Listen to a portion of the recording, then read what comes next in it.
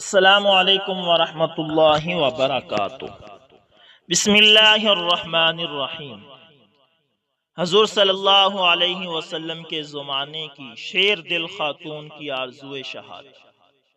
صحابہ کرام رضوان اللہ علیہم اجمعین آپ صلی اللہ علیہ وسلم کے ثانیہ ارتحال سے سنبھلے نہ پائے تھے کہ نوزیدہ اسلامی ریاست خطرات میں گر گئی۔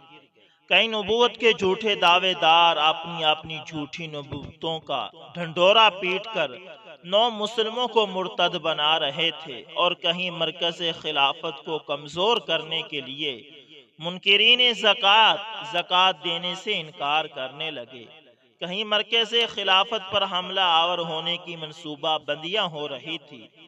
ان کٹن حالات میں سیدنا ابو بکر رضی اللہ تعالی عنہ کی جگہ کوئی اور ہوتا تو اس کا دل بیٹھ جاتا، کیونکہ جس طرح لوگ فوج در فوج اسلام میں داخل ہوئے تھے، اسی طرح انہوں نے یکے بعد دیگر اسلام کو خیر آباد کہہ دینا تھا۔ اس موقع پر سیدنا ابو بکر صدیق رضی اللہ تعالی عنہ کے دلیرانہ اور سرفروشانہ اقدام اور ان کے قطعی فیصلے نے ارتداد کے طوفانوں کا رخ موڑ دیا اور فتوحات اسلامیہ کے جھنڈے گاڑ دیے۔ اس پرشوب موقع پر آپ رضی اللہ تعالی عنہ نے لشکر اسامہ کو قیصر روم کے خلاف جہاد پر بھیجنے کا عزم بالجزم کر لیا، اور صحابہ کو یہ کہہ کر خاموش کرا دیا کہ اگر تم نہ نکلے تو میں اکیلا نکلوں گا، اگرچہ میری تکہ بوٹی ہو جائے، اور اگر تم جہاد کے لیے نکل پڑے تو میری پرواہ نہ کرنا، اگرچہ یثرب کے بھیڑیے مجھے چیر پھاڑ کھائیں۔ آپ کی اس دل نشیں تقریر پر صحابہ کرام کے حوصلے بلند ہو گئے، اور انہوں نے سرفروشانہ ولولے کے ساتھ جہاد کی تیاری شروع کر دی۔ اسی تیاری کے دوران ایک نقاب پوش خاتون سالار لشکر حضرت اسامہ کے پاس آئی اور کہنے لگی، اے سپہ سالار، میں اپنے شوہر کو دیکھنا چاہتی ہوں۔ آپ کا شوہر کون سے دستے میں موجود ہے؟ سیدنا اسامہ بن زید نے پوچھا۔ اس نے بڑے تمطراق سے جواب دیا، وہ شہداء کرام کے دستے میں رہتا ہے۔ وہ غزوہ موتہ میں آپ کے باپ زید بن حارثہ کے ہمراہ شہید ہو گیا تھا۔ حضرت اسامہ بن زید کے چہرے پر حیرت نمایاں ہوئی۔ پوچھا، بی بی، وہ اللہ کی رحمت اور اس کی جنات عدن میں منتقل ہو گیا۔ اللہ کی نیک بندی، تو مجھ سے میری طاقت سے ماوراء مطالبہ کر رہی ہے، میں کس طرح اس سے تیری ملاقات کرا سکتا ہوں؟ ایسی پہ سالار، یہ بات آپ کے بس میں ہے، آپ مجھے اپنے لشکر میں قبول فرمائیں۔ ممکن ہے میرا رب مجھے شہداء کرام میں لکھ لے اور میں عالم آخرت میں اپنے شوہر سے مل لوں۔ اللہ کی بندی، اللہ تیری وفاداری اور شجاعت میں برکت فرمائے، تو گھر چلی جا، ہمارے پاس لشکر کافی ہے۔ یہ سنتے ہی اس نے اپنے سر سے سکاف اٹھا کر دو طویل مینڈیاں کاٹ کر حضرت اسامہ کے سامنے رکھ دی اور بولی، لو یہ مینڈیاں اور ان سے اپنے گھوڑے کی رسی بنا لو، کل آپ کو میری شجاعت کا پتہ چل جائے گا۔ دوسرے دن حضرت اسامہ رضی اللہ تعالی عنہ کے پاس ایک نوخیز لڑکا آیا اور کہنے لگا، چچا جان، مجھے بھی اپنے ساتھ جہاد فی سبیل اللہ کے لیے جانے دیجیے، تاکہ میں شہید ہو کر اپنے ابا کے پاس چلا جاؤں۔ حضرت اسامہ مسکرا دیے اور فرمایا، لڑکے، اللہ آپ کی عمر میں برکت فرمائے، گھر چلا جا، اور جب تو جوان ہو جائے گا تو ہم تجھے اپنے لشکر میں شامل کر لیں گے۔ لڑکے نے فوری جواب دیا، میری ماں نے مجھے اللہ وحدہ لا شریک کے نام پر ہبہ کر دیا ہے، لہذا اب وہی مجھے قبول کر سکتا ہے یا واپس لوٹا سکتا ہے۔ حضرت اسامہ رضی اللہ تعالی عنہ کے چہرے پر تعجب کے آثار نمایاں ہوئے، اور انہوں نے پوچھا، تم کس کے بیٹے ہو؟ لڑکے نے جواب دیا، میں اس خاتون کا بیٹا ہوں جس نے آپ کو گھوڑے کی رسی کے لیے اپنے سر کی مینڈیاں دی تھی۔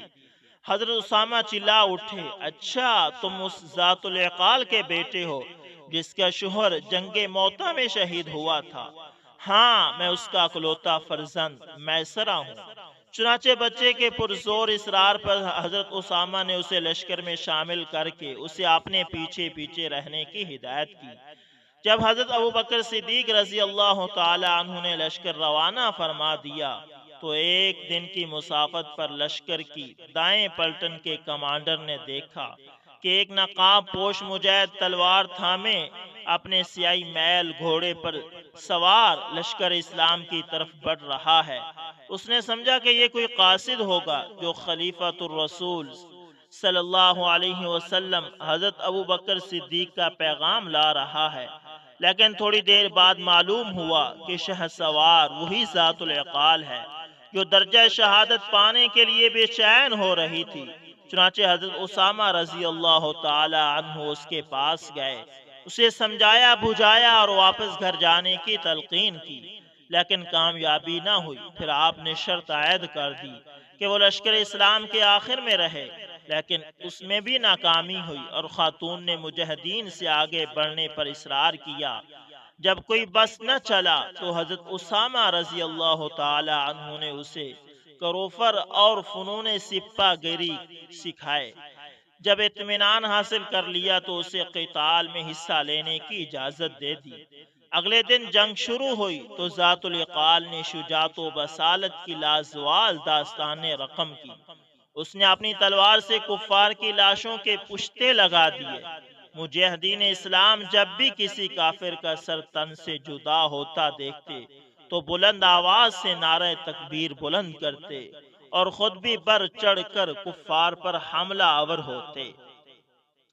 دوسرے دن لڑائی کے بعد مجاہدین اسلام ذرا سستانے کے لیے بیٹھے ہوئے تھے کہ حضرت اسامہ رضی اللہ تعالی عنہ نے لشکر اسلام کے احوال کا جائزہ لینے کے لیے گشت شروع کر دیا۔ انہوں نے ذات العقال کے بیٹے کو سویا ہوا دیکھا تو پاس جا کر اسے جگایا۔ بچہ جاگتے ہی گویا ہوا، چچا جان کاش آپ مجھے نہ جگاتے، میں شہیدوں کے جلوہ میں اپنے باپ کے ساتھ جنت کی نعمتوں سے لطف اندوز ہو رہا تھا۔ حضرت اسامہ رضی اللہ تعالی عنہ فرمانے لگے، میرے بیٹے اللہ کی قسم تو ہونہار اور مخلص بچہ ہے۔ چنانچہ یہ بچہ بھی جنگجو مردوں کی صفوں میں شامل ہونے پر اصرار کرنے لگا۔ جب اس نے آپ کو مجبور کر دیا تو آپ نے اسے مختصراً فنون سپہ گری سکھائے اور اجازت دے کر اسے اپنی ماں کے ساتھ ساتھ رہنے کی تلقین کی۔ جب جنگ شروع ہوئی تو یہ بچہ بھی اعدائے اسلام کی گردنیں کاٹتا ہوا دیکھا گیا، حتیٰ کہ دشمن کے تیر نے اسے درجہ شہادت پر فائز کر کے اس کے باپ کے ساتھ ملا دیا۔ اس موقع پر اس کی ماں کسی کافر کے ساتھ نبرد آزما تھی۔ جب اس نے اپنے مد مقابل کا سر اڑا دیا تو فوراً لپکتی ہوئی اپنے بچے کی طرف بڑھی۔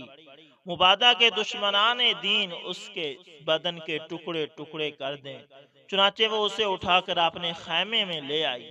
اللہ کے فضل و کرم اور ان پاکیزہ روحوں کی قربانیوں کی بدولت حضرت اسامہ رضی اللہ تعالی عنہ کا لشکر فتح یاب ہو کر لوٹا۔ اس کے آگے آگے ذات العقال بھی تھی جس نے اپنے شوہر اور بیٹے کی قربانی دے دی تھی۔ دوستو، جس قوم میں اس خاتون جیسی خواتین اور اس کے شیر دل بیٹے جیسے جان باز ہوں، انہیں کفار ہرا سکتے ہیں نہ زیر کر سکتے ہیں۔ تو دوستو، پہلے لوگ اس طرح کی قربانیاں دیا کرتے تھے، اس طرح کے ولولے جذبے اور ایمان تھا ان کے اندر۔ میں اپنے بیٹوں کو جہاد کے لیے ابھارا کرتی تھی۔